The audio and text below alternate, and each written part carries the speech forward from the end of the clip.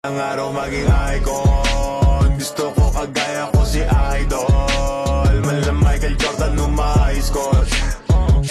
Kailangan magaling pagdating sa ring. Balang araw maging icon, gusto ko kagaya ko si Idol. Kaya yung track ako tina-times 4. Rat-rat lagi parang rifle.